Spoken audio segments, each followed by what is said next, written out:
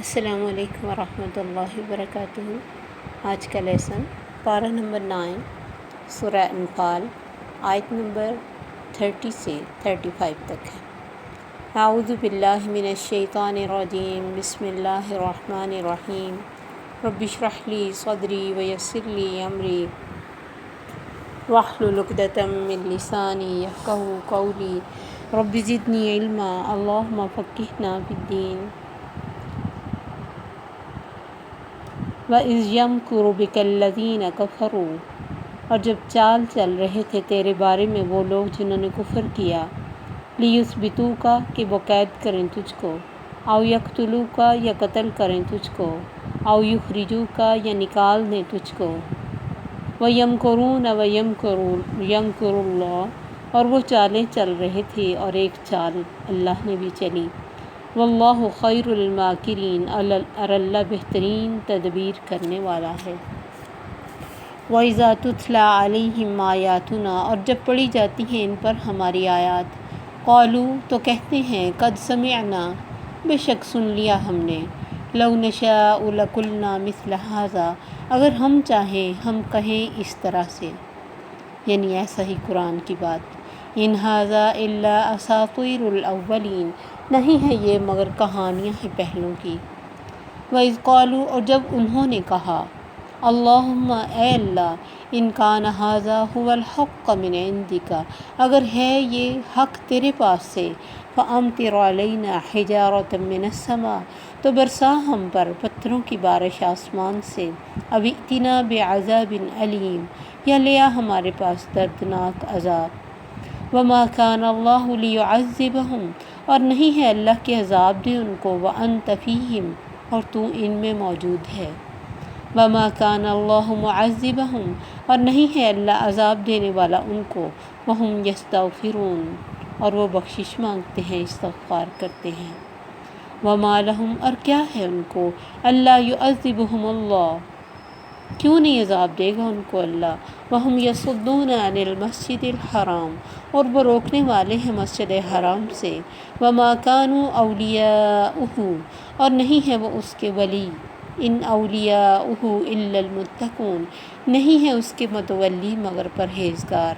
ولکن اکثرہم لا یعلمون، لیکن ان میں سے اکثر جانتے نہیں۔ وما کان صلاتہم عند البیت، اور نہیں ہوتی ان کی نماز گھر کے پاس، الا مکاء و تصدیہ، مگر سیٹیاں بجاتے اور تالیاں بجاتے ہوئے۔ فذوقوا العذاب، پس چکھو عذاب، بما کنتم تکفرون، اس وجہ سے کہ تم کفر کرتے تھے۔ یہاں نبی صلی اللہ علیہ وسلم کے کچھ صحابہ جب ہجرت کر کے مدینہ چلے گئے تو کفار مکہ کو یہ خطرہ ہوا کہ اگر محمد صلی اللہ علیہ وسلم یہاں مکہ سے نکل کر مدینہ چلے گئے، ہمارے ہاتھوں سے نکل گئے، تو پھر یہ خطرہ ہے کہ ہمارے قابو سے یہ اسلام نکل جائے گا، لہٰذا جیسے بھی ممکن ہو اس کا علاج کرنا چاہیے، سوچنا چاہیے اس کا حل کیا ہے۔ اس غرض کے لیے انہوں نے دارالندوہ میں میٹنگ کی اور سب مختلف لوگوں سے مل کر آپس میں سب نے اپنی اپنی تجاویز پیش کی، تو انہی میں شیطان بھی ایک انسانی شکل میں بیٹھا، کیونکہ وہ تو اسلام کے پھیلنے پر اسے بھی بڑی تکلیف ہو رہی تھی۔ جنگ بدر میں بھی میں نے آپ کو بتایا تھا کہ اس میں بھی اس نے کہا تھا کہ کرو کوئی مسئلہ نہیں جنگ، لیکن فرشتے دیکھ کر بھاگ گیا، اور یہاں بھی اس نے اپنی تجاویز دینے کے لیے انسانی روپ دھارا اور آ کے بیٹھ گئے۔ کسی نے کہا کہ حضرت اکرم صلی اللہ علیہ وسلم کو قید کر دیا جائے۔ شیطان کہنے لگا نہیں، یہ صحیح نہیں ہے، کیونکہ اس کے جو پیروکار ہیں وہ اس سے اتنی محبت کرتے ہیں کہ وہ اپنی جانیں خطرے میں ڈال کے ان کو چھڑا لیں گے۔ پھر کسی نے تجویز دی کہ ان کو شہر بدر کر دیا جائے، یہ تو فائدہ ہوا کہ روز روز کہ جو ہماری کوئی نہ کوئی ٹینشن جاری رہتی ہے اس سے ہم فارغ ہو جائیں گے۔ شیطان نے کہا یہ بھی صحیح نہیں، اس شخص کے کلام میں بیان میں اتنا جادو ہے، جہاں جائے گا اس کے جان اثر بڑھ جائیں گے، پیدا ہو جائیں گے، تو پھر ان کو لے کے جب یہ زیادہ ہو جائیں گے تو حملہ کرے گا ہم پہ۔ بعد میں ابو جہل بولا کہ ہم ایسے کرتے ہیں کہ سب قبائل میں سے ایک ایک نوجوان لیتے ہیں اور سب مل کر اکٹھے نبی صلی اللہ علیہ وسلم پر حملہ کرتے ہیں، اور یہ ہے کہ کل کو کوئی الزام آئے گا تو سب پر آئے گا، کس کو پکڑیں گے؟ کسی ایک کا نام بھی نہیں لگے گا۔ اب چونکہ اب بنو عبد مناف جو آپ کا قبیلہ تھا، یہ سب قبیلوں سے لڑائی کا خطرہ تو یہ نہیں مول لے سکتے تھے نا، تو خون بہا مطلب یہ جو ابو عبد مناف ہیں وہ ان کا خیال تھا کہ ہم سب سے کیسے بدلہ لیں گے، تو اس کی بجائے وہ بڑی حد دیت مانگیں گے، خون بہا وہ ہم سب مل کے دے دیں گے۔ یہ رائے سن کر شیطان بھی بڑا خوش، اور ان سب کو بھی یہ رائے بڑی پسند ہے۔ اسی وقت فیصلہ ہوا کہ فلاں رات یہ سب نوجوان مل کر محمد صلی اللہ علیہ وسلم کے گھر کا محاصرہ کریں گے، اور جب آپ باہر نکلیں گے تو سب ایک دم سے ان پر حملہ کر دیں گے۔ اللہ تعالیٰ نے یہ سارے مشورے سنے اور وحی کے ذریعے اپنے نبی کو اطلاع دی اور ہجرت کی اجازت بھی دے دی۔ آپ صلی اللہ علیہ وسلم سخت دوپہر میں، ابھی ان کا یعنی پلاننگ اگلے دن کی تھی، سخت دوپہر میں یا اسی رات کی ہوگی، تو یہ جب لوگ آرام کر رہے ہوتے، آپ چھپتے چھپتے سیدنا ابو بکر رضی اللہ عنہ کے گھر گئے اور انہیں بتایا کہ ہجرت کی اجازت مل گئی ہے۔ سیدنا ابو بکر پہلے ہی سے منتظر تھے، تو پھر یہ مل کے انہوں نے اپنی جگہ پہ جو امانتیں تھیں لوگوں کی آپ کے پاس، وہ حضرت علی کو دیں، اور اپنے گھر میں ان کو کہا کہ آپ ادھر رہو میرے گھر میں، حضور اکرم نے، اور خود یہ ایک انہوں نے گائیڈ لیا، جو گائیڈ حالانکہ مسلمان نہیں تھا، لیکن اس نے آپ کو بڑے اچھے طریقے سے راستہ بھی بتایا اور کسی طرح کی کوئی بھی بے ایمانی بھی نہیں کی۔ تو اللہ کا کام ہے نا، اللہ کسی سے بھی لے سکتا ہے۔ اور آپ چھپتے چھپاتے غار ثور تک پہنچے۔ ان کو یہ اپنی طرف سے گھر کا محاصرہ کر کے کھڑے ہو گئے۔ جب نبی صلی اللہ علیہ وسلم باہر نہ آئے تو ان کو شک پڑا، یہ اندر چلے گئے، دیکھا تو حضرت علی کے سوا وہاں کوئی ہے ہی نہیں،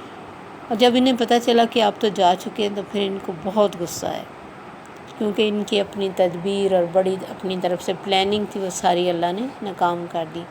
تو اس کا ذکر ان آیات میں ہے کہ اللہ تعالیٰ فرماتے ہیں وَإِذْ يَمْكُرُ بِكَ الَّذِينَ كَفَرُوا،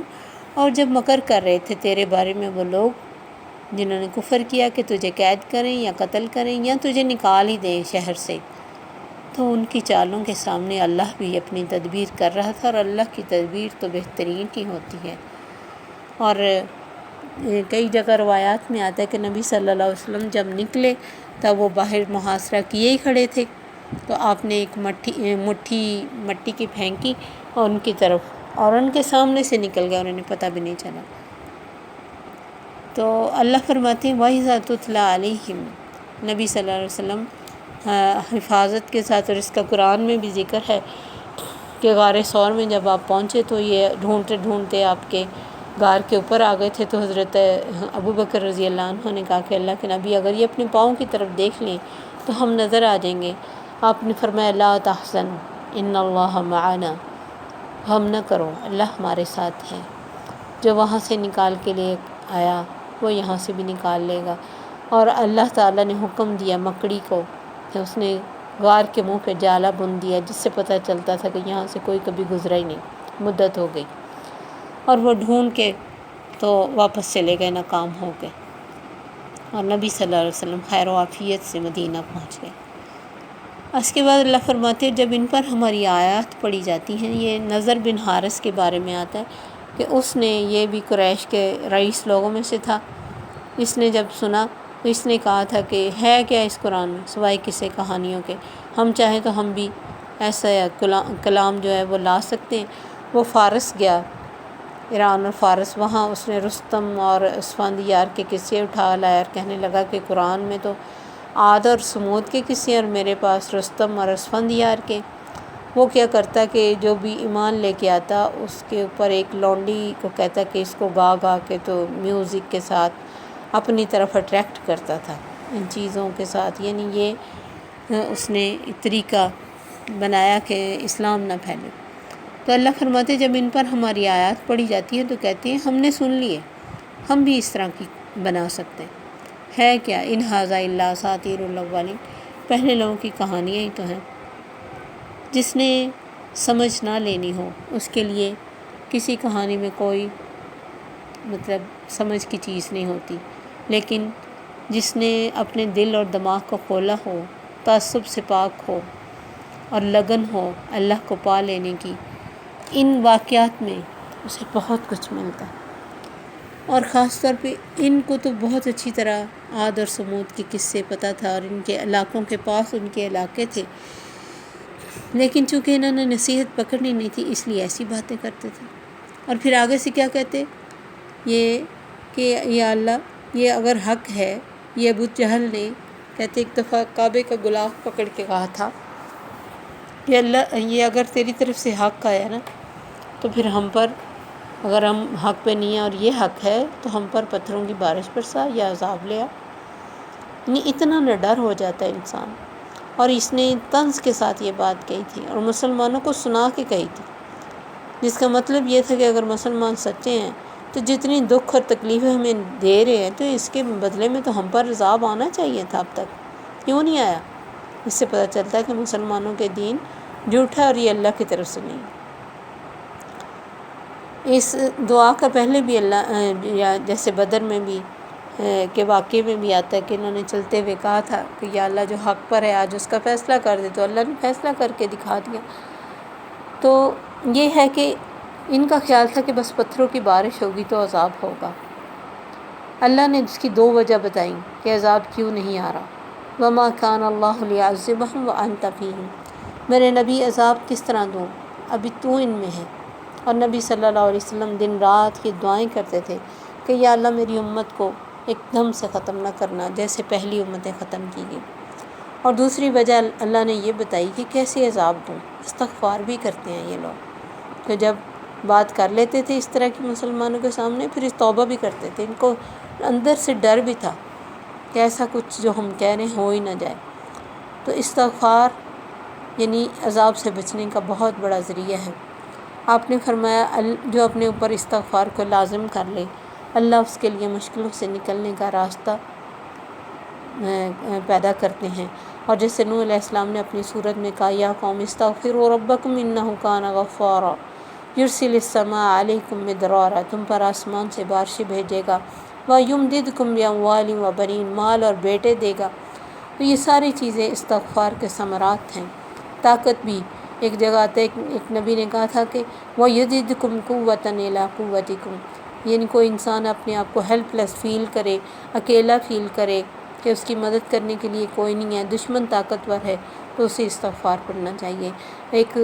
حضرت حسن بصری کے بارے میں آتا ہے کہ ان کے پاس ایک شخص آیا کہ میرے پاس اولاد نہیں ہے، آپ نے کہا استغفار کرو۔ پھر ایک آیا کہ بارش نہیں ہو رہی ہے، آپ نے کہا استغفار کرو۔ ایک آیا کہ مال کی کمی ہے، رزق میں، آپ نے کہا استغفار کرو۔ تو کسی نے پوچھا، ہم نے سب کو ایک ہی حل بتایا، تو انہوں نے نوح علیہ السلام کی صورت میں جو نوح علیہ السلام نے اپنی قوم سے کہا اسی کا حوالہ دیا کہ یہ ایک ہی حل ہے تمام تکلیفوں کا۔ تو استغفار اتنی بڑی چیز ہے کہ وہ جو عذاب مانگ رہے تھے اللہ فرماتے کیسے عذاب دوں، وہ تو استغفار بھی کرتے ہیں، اور اللہ اپنے قانون کے خلاف نہیں چلتا کہ جو استغفار کرتا ہے اللہ پھر اس کو عذاب نہیں دیتے۔ وَمَا لَهُمْ أَلَّا يُعَذِّبُهُمُ اللَّهُ، حالانکہ اللہ فرماتے کیوں نہیں میں انہیں عذاب دوں گا، وہ تو مسجد حرام سے روکنے والے لوگ ہیں اور اس کے کوئی متولی نہیں ہے۔ اگر کوئی متولی ہو تو اسے اتنی سمجھ نہیں ہے کہ اللہ کے گھروں سے کسی کو روکا نہیں جا سکتا، اور یہ خود متولی بن کے بیٹھے ہیں اور سمجھتے ہیں کہ بس ہمیں کوئی ٹینشن ہو ہی نہیں سکتی، ہمیں کوئی عذاب آ ہی نہیں سکتا، اور ہم کوئی عبادت کی بھی بہت زیادہ ہمیں ضرورت نہیں ہے کہ ہم اللہ کے گھر کی کیئر کرتے ہیں۔ سورہ توبہ میں اللہ تعالیٰ نے فرمایا اجعلتم سقایۃ الحاج وعمارۃ المسجد الحرام کمن آمن باللہ والیوم الآخر وجاہد فی سبیل اللہ، تم نے کیا سمجھا حاجیوں کو پانی پلانا اور مسجد کا دھیان کرنا، اس کی عبادت کاری اس کی طرح ہو سکتا ہے جو اللہ اور آخرت پر ایمان لایا اور اللہ کی راہ میں اس نے جہاد کیا؟ لا یستوون عند اللہ، اللہ کے پاس یہ چیزیں برابر نہیں ہیں۔ کوئی اگر یہ سمجھے کہ میں نے مسجد بنا دی ہے، مجھے نماز کی ضرورت نہیں ہے، میں مسجد میں بہت سارا خرچ کرتا ہوں اور مسجد میں لوگوں کے اوپر جو کام کرتے ہیں ان کی بڑی اچھی اچھی تنخواہیں دیتا ہوں اور ساری میں نے کئی مسجدیں بنائی ہوئی ہیں، تو مجھے اللہ کیوں پوچھے گا؟ کیونکہ حدیث ہے کہ جس نے میرے گھر میں ایک اینٹ بھی لگائی یا میرا گھر بنایا اس کے لیے جنت میں گھر ہے، تو بس گھر تو ہمارا جنت میں بنا ہوا۔ لیکن ہر چیز اپنی جگہ ہے، بغیر فرائض پورا کرنے کے کوئی نیکی اللہ کے پاس درجات نہیں بلند کر سکتی، نہ درجہ پائے گی، نہ جنت لے کے دے گی۔ یہ ہم لوگوں نے خود سے خود یہ چیزیں بنا لی کہ بس اب مسجد کی عبادت کاری ہی کافی ہے۔ یہی چیز کفار مکہ میں بھی تھی۔ وہ سمجھتے تھے کہ ہم مسجد حرام کے، اور حرم کا متولی ہونا بہت بڑی بات ہے کسی عام مسجد کے مقابلے میں، تو چونکہ ہم حرم کے متولی ہیں اس لیے ہمیں کوئی فکر ہی نہیں، تو نہ ہمیں کوئی بہت زیادہ ایمان لانے کی اور اسلام لانے کی اور اسلام کی مدد کرنے کی اور نبی کے پیچھے لگنے کی ضرورت نہیں ہے ہمیں۔ تو اس لیے اللہ نے فرمایا تم نے کیا سمجھا کہ ایمان لانا اور اللہ کی راہ میں جہاد کرنا اور آخرت پر اور فرائض پورے کرنا اس جیسا ہی ہے جس نے بس مسجد کی کیئر کر لی۔ لا یستوون عند اللہ، اللہ کے نزدیک یہ برابر نہیں ہے۔ اللہ واللہ لا یہدی القوم الظالمین، اس کے بعد اللہ نے یہ بھی کہا کہ اللہ ظالموں کو ہدایت نہیں دیتا۔ یہ ہدایت ہے کہ تمہیں پتہ ہی نہیں کہ تم کر کیا رہے ہو اور کیا یہ چیز آخرت میں تمہیں چھڑوا سکتی۔ اللہ نے فرمایا ان اولیاءہ الا المتقون، اس کے ولی تو پرہیزگار ہیں، یعنی میری گھر کے متولی ہونے کے لیے بھی پرہیزگاری ضروری ہے۔ وَلَكِنَّ أَكْثَرَهُمْ لَا يَعْلَمُونَ، لیکن ان میں سے میجورٹی کو پتہ ہی نہیں کہ وہ کر کیا رہے ہیں اور کس چیز کو انہوں نے اہم سمجھ لیا۔ یہ اللہ کی طرف سے بہت بڑی حکمت ہوتی ہے کہ انسان کس چیز کو اہمیت دیتا ہے، وہ اتنی اہمیت کے قابل ہے کہ نہیں، اور کس چیز کو پیچھے پھینک رہے وہ کتنی اہمیت کے قابل ہے۔ بے شک اللہ کے گھر کی کیئر کرنا، اس کو سنوارنا، صاف ستھرا رکھنا، مسجد نمازیوں کی خدمت کرنا بہت اجر کا ثواب ہے، لیکن یہ نہیں کہ آپ صرف خدمت کریں اور نماز بھی نہ پڑھیں یا اس کے متولی بنیں اور سمجھے بس اب میں اللہ کے جنت کا بھی ٹھیکیدار ہوں۔ یہ ہو نہیں سکتا۔ اس لیے اللہ نے فرمایا ان کو پتہ ہی نہیں اہمیت کس بات کی ہے، کرنا کیا چاہیے، یہ سارے فرائض کے بعد ہی نہیں کیا۔ وَمَا كَانَ صَلَاتُهُمْ عِندَ الْبَيْتِ إِلَّا مُقَامٌ وَتَصْدِيَةٌ، اور نماز ان کی کیا ہے، اگر کبھی پڑھتے بھی ہیں تو سیٹیاں بجاتے ہیں، تالیاں بجاتے ہیں، کوئی ان کو نان سیریس رویہ، اپنی مرضی سے ننگے طواف کرتے ہیں۔ ان کی حرکتیں تو خود ایک عام انسان کے لیے بھی نظر آتی کہ کتنی بری، کسی کی بھی عبادت ہو، وہ چاہے عیسائی عبادت کریں، کوئی بھی کریں، ایک ادب، ایک لحاظ ہوتا ہے ہر عبادت کر کے، جہاں اللہ کی عبادت کے لیے اس طرح کا نان سیریس رویہ۔ حدیث میں آتا ہے کہ ڈرنا چاہیے ان لوگوں کو جو نماز میں دائیں بائیں دیکھتے ہیں کہ اللہ ان کی آنکھوں کو اچک کر لے جائے۔ تو جا دائیں بائیں دیکھنا اتنا بڑا حرف، جا سیٹیاں اور تالیاں بجانا۔ فَذُوقُوا الْعَذَابَ بِمَا كُنتُمْ تَكْفُرُونَ، ضرور چکھو گے نا، اللہ چکھائے گا عذاب، کیونکہ تم نے کفر کیا، اللہ کی باتوں کو مانا نہیں، اپنی مرضی کی زندگی اور اپنی مرضی کے مسائل اور ان کا حل بنا لیا۔ تو اللہ ہمیں اس چیز کی حکمت دے کہ ہم جب بھی کوئی فیصلہ کریں ہمیں پتہ ہو کہ ہم کون سا فیصلہ کر رہے ہیں، ہماری آخرت اور دنیا کی بھلائی کس میں ہے۔ السلام علیکم ورحمۃ اللہ وبرکاتہ۔